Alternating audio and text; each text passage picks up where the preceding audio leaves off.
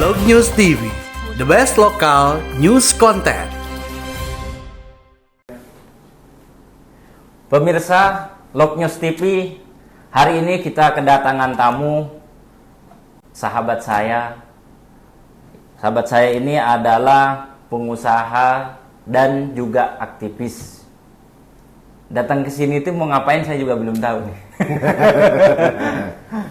Halo, apa kabar Pak Effendi Supandono? Ya, kabar baik. Selamat pagi Pak Haji Nurkolis. Ya.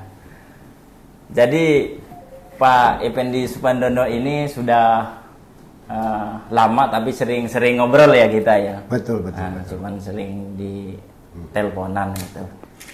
Ya ini kegiatan hari ini apa sih Bang? Ya, gini Pak Haji, kalau untuk kegiatan kita sih memang dari aktivis Pak Haji, aktivis pergerakan. Dari awal mula saya sendiri Effendi Supandono terjun di pergerakan buruh waktu itu karena pernah jadi ketua serikat pekerja di perusahaan PT Fajar Surya Wisesa. Lambat laun setelah itu langsung kita terjun di politik praktis. Nah, kita ikut juga kontestan di tahun 2019 dipilih di Dapil 2 Cikarang Barat dan Cibitung, DPRD Kabupaten Bekasi. Alhamdulillah Allah berkehendak lain dan kita dalam kontestan gagal di situ. Nah, di 2024 besok kita ikut kontestan kembali Pak Haji. Itu ceritanya. Ya, di tahun 2024 di Dapil 9 wilayah Kabupaten Bekasi dari Partai Golkar. Jadi kita sekarang di DPRD Provinsi Pak Haji. Provinsi Jawa Barat. Betul. Dapil 9 wilayah Kabupaten Bekasi. Nah, kegiatan saat ini kita juga di relawan kesosialan. Saya sendiri terjun di relawan kesosialan di JPKP, Jaringan Pendamping Kebijakan Pembangunan, yang banyak langsung bersentuhan dengan masyarakat, khususnya di wilayah Kabupaten Bekasi. Gitu. Saya kalau lihat TikToknya Bang Effendi ini sering menolong masyarakat itu ya. Betul Pak Haji. Jadi tujuannya ingin lebih banyak yang ditolong, ini ceritanya begitu. Betul Pak Haji. Jadi memang kita punya cita-cita dengan tim. Nah, ini dorongan juga dari tim rekan-rekan. Jadi Pak Effendi, kenapa enggak langsung terjun di politik praktis, mencalonkan diri. Jadi ini dorongan dan dukungan dari rekan-rekan tim. Yang awal mula kita memang sama-sama tergabung di relawan kesosialan.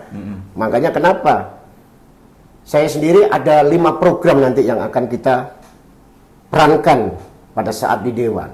Program-program apa aja, dan sekarang pun sudah mulai di pemasangan banner Pak Haji. Ada 5 program nih. 1, kesosialan. Yang kedua, terkait pendidikan. Yang ketiga, ketenagakerjaan. Yang keempat, kesehatan. Yang kelima, lingkungan hidup. Nah, setelah kita analisa dari 23 kecamatan di wilayah Kabupaten Bekasi itu memang itu semua darurat terkait lingkungan hidup. Boleh di cross check di wilayah Kabupaten Bekasi bagaimana terkait lingkungan hidup, karena memang di Kabupaten Bekasi sendiri kan dikelilingin industri banyak Pak Haji. Hampir 10.000 dan terbesar di Asia Tenggara. Itu Pak Haji. Kalau saya lebih ke ini Bang, sosial itu Abang tadi bicara nomor 1 sosial ya, itu. Sosial bentuk dalam bentuk apa itu Bang? Ya gini, kalau yang sudah kita jalankan, kita memang dapat mandat dan dapat amanah dari Ketua Umum JPKP, Jaringan Pendamping Kebijakan Pembangunan, Bapak Maret Samuel Suwanken, untuk langsung sisir di wilayah Kabupaten Bekasi penyandang disabilitas. Karena apa? Penyandang disabilitas sampai saat ini itu jarang disentuh oleh para pemimpin, terutama di pemimpin daerah, tingkat desa, kecamatan, ataupun bahkan tingkat di kabupatennya. Jadi alhamdulillah selama saya sendiri sebagai Ketua JPKP sudah 2 kali mengadakan bantuan terkait penyandang disabilitas, yang awal mula di Kecamatan Cikarang Utara. Saat itu kita random, ada 7 kecamatan tuh. Kita random nih, Tambun Utara, Tambun Selatan, Cikarang Utara, Kedung Waringin, Sukatani, Cibitung, dan Cikarang Barat. Nah, setelah itu yang kedua di wilayah Serang Baru, ada 65 itu waktu itu yang kita bantu, dan kita upayakan bantuan ke Kementerian Sosial melalui JPKP dapat bantuan presiden, banpres. Karena kalau dari atas ya mungkin nggak kejangkau karena lingkup ininya ya, karena di kampung kali ya. Ya bukan masalah di kampung, jadi kurang disentuh untuk penyandang disabilitas. Ternyata setelah kita cross check di lapangan, banyak yang mendaftarkan diri dan itu nyata real. Nah, kayak di Serang Baru aja sekarang ini saya punya data itu sekitar 251 yang mendaftarkan di penyandang disabilitas. Nah, yang terakhir aku sudah mengajukan 67, kemarin sudah di assessment, ada 15 yang sudah di assessment, tinggal menunggu bantuannya aja karena mereka minta bantuan buat kedepannya gitu Pak Haji, bukan hanya bantuan kalau dia butuh kursi roda ya hanya kursi roda, tapi untuk kehidupan kesehariannya nanti bagaimana. Nah ini harus dipikirkan oleh pemerintah. Karena apa? Kalau penyandang disabilitas, kita kasih contoh penyandang disabilitas itu dari lahir cacat, kan dia kebutuhannya terus itu Pak Haji. Alhamdulillah kita memang sudah pernah mengupayakan bantuan terkait usaha. Ada itu namanya Ibu Mirah, dia mantan karyawan garmen. Dia minta waktu itu minta apa namanya mesin jahit. Alhamdulillah dapat. Itu di daerah Sukatani Pak Haji. Oh, dari pemerintah? Dari Kementerian Sosial. Dari Kementerian Sosial. Sebetulnya bisa. Kenapa dari pemerintah daerah ini kok tidak mengupayakan bantuan-bantuan yang memang mendidik masyarakat jangan hanya tergantung di bantuannya, tapi usahanya. Itu loh. Itu kan yang memperkuat nanti bangsa ini. Iya. Jadi abang ini hadir pinginnya ya kan masyarakat ini bermental itu memberi bukan meminta. Betul. Ibaratnya seperti itu. Jadi mau menciptakan ekonomi bagaimana masyarakat ini supaya sadar jadi kalau sekarang pengusaha yang di Cikarang sana dikuasain orang luar, masyarakat itu berpartisipasi menjadi pengusaha gitu, tentunya begitu Bang, apa gimana? Gini, jadi mengapa kita juga ingin terjun itu kan kita harus bisa memanfaatkan dana CSR itu ada, Corporate Social CSR, Corporate Social Responsibility, perusahaan terhadap masyarakatnya, itu harus diberdayakan. Jangan hanya diberi pada saat setelah diberi sudah habis minta lagi. Ciptakan lapangan pekerjaan di masyarakat. Bagaimana menciptakan lapangan pekerjaan? Tentunya itu harus duduk bareng, itu loh, melibatkan tokoh-tokoh masyarakat juga. Jangan sedikit hanya bantuan beras, Indomie. Akhirnya apa? Masyarakat dibiasakan dengan ketergantungan. Bagaimana bisa kuat dan maju ekonomi masyarakatnya jika hanya mengharapkan andalan bantuan. Padahal kalau dikelola dengan bagus, contoh di Bekasi saja ya, Kabupaten Bekasi dari sekian ribu perusahaan, jika dikemas dengan bagus, insya Allah masyarakatnya nggak akan ada yang nganggur. Nggak akan ada yang nganggur ya. Nah, itu kalau memang benar-benar ada aturan ataupun ada yang lain, regulasi yang lain yang memang harus duduk bareng kuncinya. Itulah salah satu tujuan kenapa kita juga ingin tampil langsung duduk di anggota DPRD Provinsi Jawa Barat. Itu salah satu tujuan. Jadi biar kemanfaatannya ke masyarakat itu lebih luas, kira-kira seperti itu ya? Nah, sangat betul, sangat betul. Kan itu memang tujuan pemerintah. Di pemerintahan Pak Jokowi 2 periode ini memang ya di samping bantuan juga usaha mikro harus diperkuat. Itu salah satu program dari Kementerian Perindustrian dan Kementerian dari Pak Erlangga sendiri kan sebagai Menteri Koordinator. Itu dari tokoh Golkar sendiri. Tokoh Golkar sendiri ya? Itu. Tapi ngomong-ngomong nih Golkar sekarang lagi merapat kemana? Nah, kalau untuk politik di tingkat pusat ya kita tetap semua dari tingkat caleg baik itu DPRD kabupaten kota, provinsi ataupun DPR RI tetap ke ketua umum. Jadi kita satu komando. Arahan dari ketua umum merapat ke siapa? Apakah beliau sendiri akan membentuk poros baru ataukah gabung dengan calon presiden yang sekarang sudah deklarasi, ataukah nanti Pak Erlangga sendiri mencalonkan diri sendiri kalau kalau sesuai dengan Rakernas dan Munas Partai Golkar sendiri memang mendorong Pak Erlangga Hartarto untuk mencalonkan diri sebagai calon presiden di 2024. Nah, sebegitu yakinnya abang ya. Loh, kita sangat yakin karena apa? Golkar ini sudah mengakar, Pak Haji. Nah, itu Golkar sudah mengakar dari tingkat RT, RW, desa, kecamatan, bahkan sampai pusat sudah mengakar dan sudah tahu Golkar. Tinggal bagaimana mesin politik ini digerakkan dan menunggu arahan dari sang leader. Itu. Kalau Pak Airlangga memang maju, insya Allah itu gerakan di tingkat bawahnya akan all out. Gitu. Memang menunggu itu momen-momen itu. Apakah nanti membentuk poros baru, itu sangat seru nanti pertarungan politik. Demokrasi akan sangat-sangat berjalan.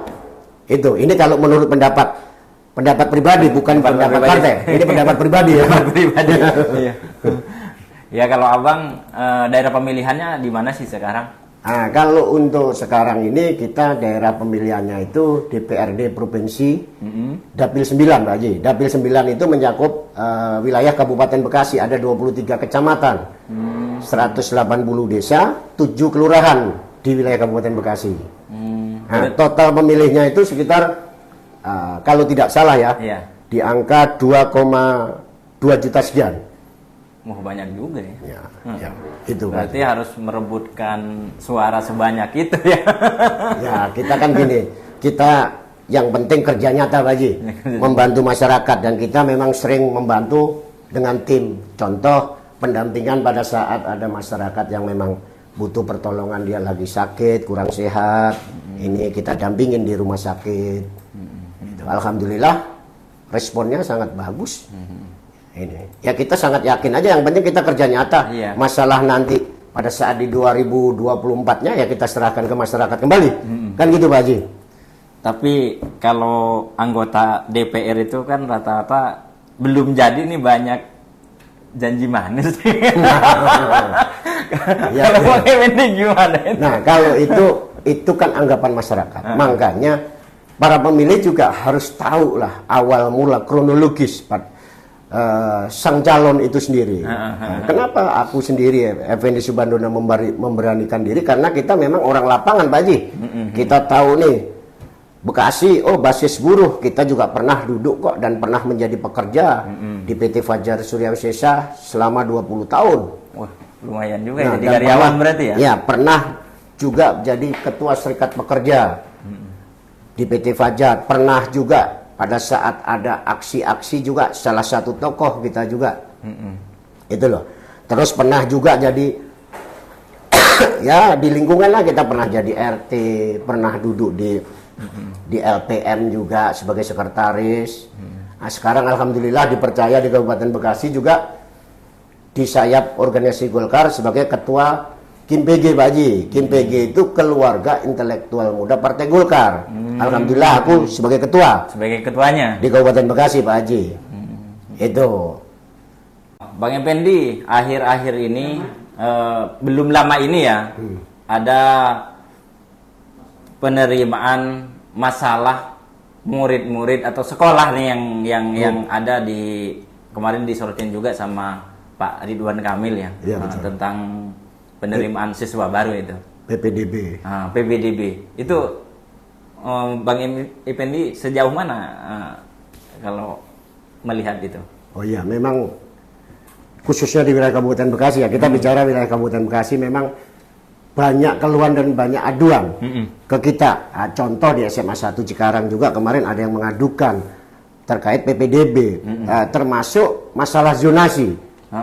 Padahal zonasi itu adalah sebuah sistem yang dibuat oleh pendidikan mengakomodir wilayah sekitar di lingkungan sekitar sekolah untuk bisa punya akses khusus di zonasi. Ternyata banyak oknum di situ, Pak Haji.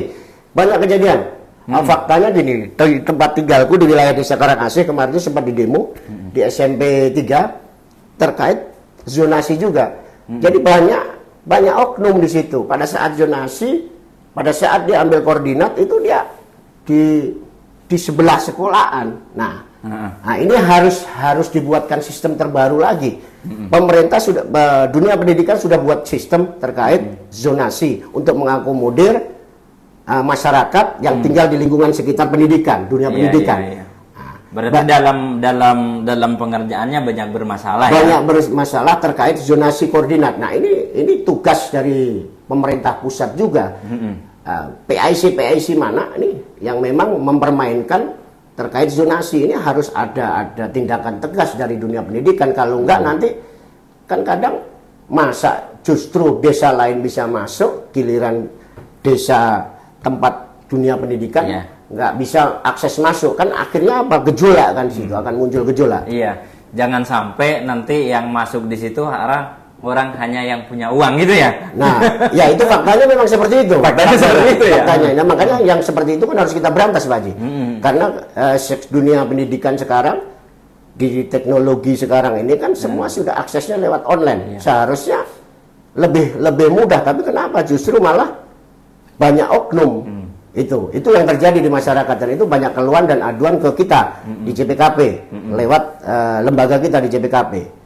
Itu, Pak Haji. Ada ini nggak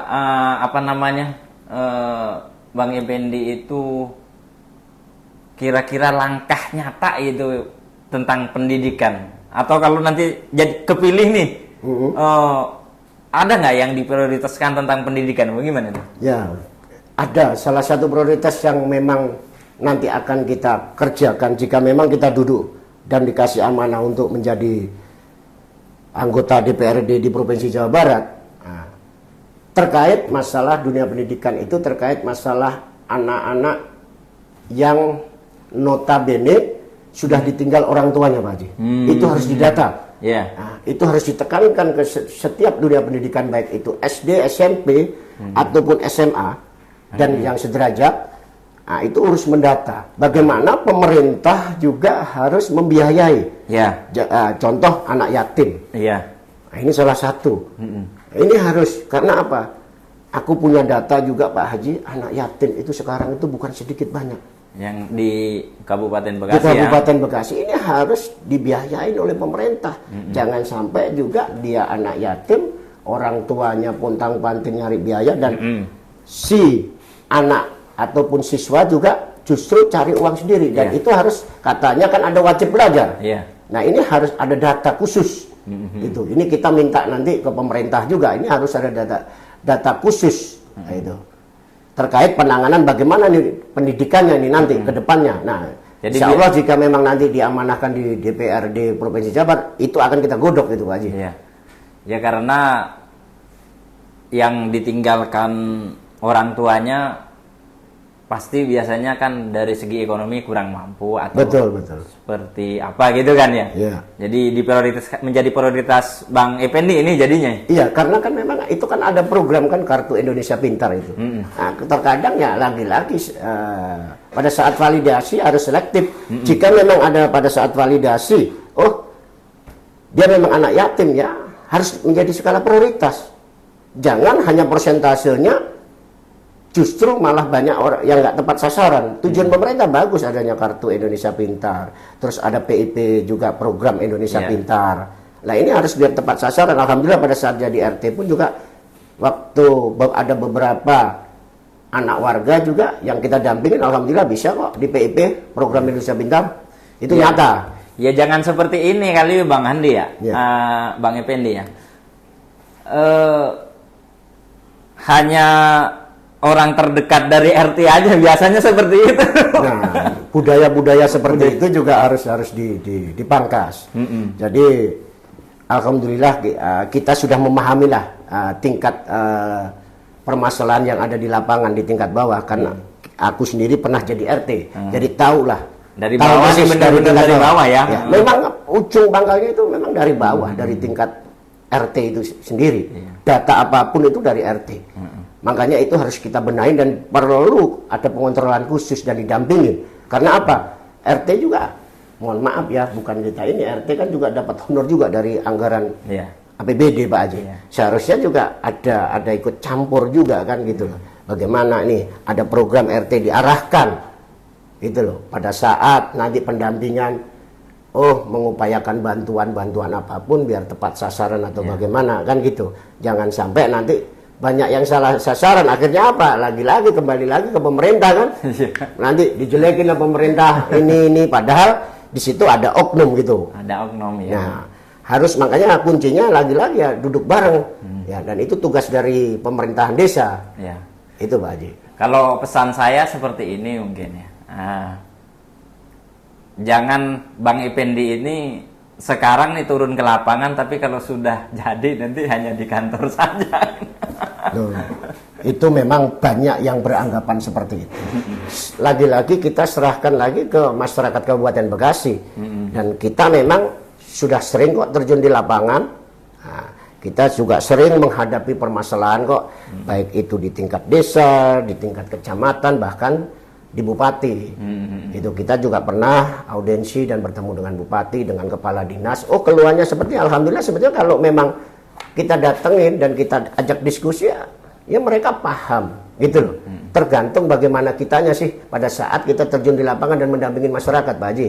Yang insya Allah jika memang duduk di Dewan DPRD Provinsi Jabar, kita banyakin terjun di lapangan, jangan hanya duduk manis aja. Kalau duduk manis aja ngapain kita harus nyalon kan gitu Pak Haji. Kan kita harus punya tujuan kan di situ Pak. Kalau tujuan aku Effendi Subandono memang terjun di lapangan karena memang kita aktivis dari aktivis jalanan. Iya. Gitu Pak Haji. Jadi ingin mengabdi kepada masyarakat Ya, dan insya negara. Allah. Tentunya seperti itu ya. Insya Allah, insya Allah. Seberapa yakin Bang Effendi ini menang ini di Kabupaten Bekasi? Ya, semua calon pasti sangat yakin dengan dirinya sendiri dengan kemenangan. Tapi bagaimana dengan keyakinan itu sendiri tergantung dari seorang caleg, Pak Haji ya. Ya, alhamdulillah sih saya sendiri sangat yakin Pak Haji. Iya. Nah, dan kita juga sudah tandem dengan beberapa caleg juga di tingkat DPRD Kabupaten Bekasi. Contoh di Tambun Selatan, kita juga sudah kolaborasi dan juga sudah sinergi dengan caleg Dapil 3 wilayah Tambun Selatan. Itu Bapak Widya Basuki.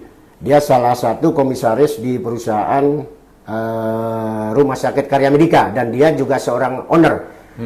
Visi dan misinya hampir sama. Dia kan di bidang kesehatan dan alhamdulillah programku juga kan salah satu 5 program yang jadi skala prioritas adalah di kesehatan. Makanya kita juga bisa sinergi dengan Pak Widya Basuki. Nah, terkait nanti di pusat, kita memang siapapun calegnya juga di DPR RI akan kita selalu sinergi dan kolaborasi, termasuk dengan kita menunggu juga arahan dari bimbingan juga dari Ketua DPD Partai Golkar Kabupaten Bekasi, Bapak Haji Ahmad Marzuki, karena beliaulah tokoh di Kabupaten Bekasi di Partai Golkar. Jadi kita tetap menunggu arahan beliau juga sebagai ketua kita di Partai Golkar Kabupaten Bekasi, Pak Haji. Kalau untuk sinergi insya Allah di semua dapil 1, 2, 3, 4, 5, 6, 7 kita sudah membangun sinergi itu dan kolaborasi itu.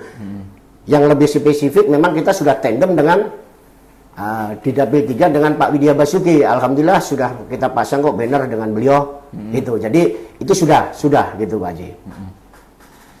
Jadi apa enggak ini nanti bisa menjadi persaingan di kalangan Partai Golkar sendiri ini? Oh, kalau untuk persaingan enggak, karena gini, setiap caleg kan pasti punya basis massa masing-masing. Tidak mungkin seorang caleg pada saat ingin mencalonkan diri itu enggak punya massa dan pendukung, Pak Haji. Jadi bagaimana di situ kita sinergi, dan tergantung dari leadership itu sendiri. Dari leadernya, kalau memang bisa merangkul semuanya, insya Allah Partai Golkar di Kabupaten Bekasi akan menjadi pemenang, gitu loh, karena pernah terjadi di Kabupaten Bekasi. Gitu loh. Memang tujuannya itu. Jadi sinergi itu sangat penting karena setiap caleg pasti punya basis massa dan punya pendukung masing-masing. Itu tinggal bagaimana mengolahnya dan menggerakkan mesin-mesin itu tadi, Pak Haji. Itu sih kenapa kita sangat yakin Partai Golkar di Kabupaten Bekasi akan menjadi pemenang, baik itu di tingkat DPRD Kabupaten, DPRD Provinsi, dan juga di DPR RI-nya di Jabar 7. Itu Pak Haji. Sangat yakin. Sangat yakin. Ya kita harus yakin, jangan sampai nggak yakin. Sangat yakin karena memang di bawah kepemimpinan Pak Haji Ahmad Marzuki ini dia juga terjun ke lapangan. Di setiap kecamatan dia terjun, membantu masyarakat. Sangat ini. Karena memang benar-benar yang dibutuhkan masyarakat itu ya. Iya, iya. Jangan sampai tadi yang dibilang Pak Haji pada saat jadi dewan hanya duduk manis saja. Nah, dari sekarang lah dites dan masyarakat harus paham dan tahu. Nah, gitu loh. Siapa calon-calon yang memang benar-benar langsung terjun ke masyarakat. Jangan hanya pada saat pencalonan ini aja dia baru turun. Ya. Itu. Masyarakat sendiri yang tahu, masyarakat Kabupaten Bekasi yang tahu siapa tokoh dan caleg yang sudah sering terjun ke masyarakat. Kalau saya sih yakin karena saya itu begitu di Kabupaten Bekasi, walaupun saya tuh di ujung, Bang Effendi kenal saya. Alhamdulillah. Jadi di paling ujung tuh kalau orang bilang itu nggak mungkin saya dikenal orang gitu karena saya di tengah sawah. Tapi Bang Effendi ini luar biasa. Ya. Udah. Kalau di Golkar sendiri biasanya kan ada nomor tuh dari nomor 1 sampai sekian gitu. Kalau Bang Effendi ini di nomor berapa ini? Oh, kalau untuk di Partai Golkar Pak Haji saat ini belum mengeluarkan nomor karena memang Partai Golkar serentak seluruh Indonesia ini menunggu dari Dewan Pimpinan Pusat untuk penomoran. Berarti bareng nanti ya? Bareng serentak sekitar bulan Oktober pada saat muncul daftar calon tetap itu baru muncul nomor itu Pak Haji. Nah ini tergantung Pak Haji. Ya. Nah, jika memang suara kita banyak, ya kita insya Allah bisa duduk di situ. Jadi tidak ada persaingan di situ. Siapapun bisa menjadi pemenang pada saat kontes di 2024 karena pemilu sudah terbuka. Ya, apa yang menjadi harapan Pak Effendi? Semoga sukses selalu. Amin, amin, amin. Dan benar-benar manfaat bagi masyarakat yang nanti di bawahnya. Amin, amin. Yang diperjuangkan tentunya. Amin, amin. Sukses selalu untuk Partai Golongan Karya dan jajarannya. Amin, amin.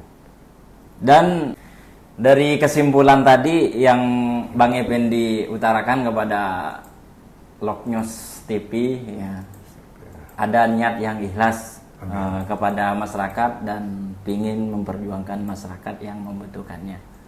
Mungkin ada pesan kepada masyarakat? Ya, pesan ya, pada saat kontestan pilihlah caleg. Ya, baik itu tingkat DPRD, kabupaten, provinsi, ataupun DPR RI, pilihlah caleg-caleg yang memang benar-benar terjun ke masyarakat. Nah, jangan hanya dilihat pada saat hari hanya saja. Nah, kan gitu loh. Ini pesan. Jadi pesan ke masyarakat Kabupaten Bekasi, pilihlah para tokoh caleg yang memang sudah pernah dan sering terjun di masyarakat wilayah Kabupaten Bekasi. Itu aja sih pesannya Pak Haji. Terutama ya, pilihlah Partai Golkar, Bang Effendi Subandono. Tapi untuk kenapa di Dapil 9. bajunya merah ini? Wah, kalau masalah baju kan nggak menandakan juga, kan gitu Pak Haji. Gitu loh. Merah kan berarti berani Pak Berani. Haji. Nah, berani dengan resiko apapun, kan gitu. Oke, sukses selalu buat Oke, siap. Bang Effendi. Terima kasih ini ya. atas undangannya nih Pak Haji. Sukses selalu ya. Amin, amin.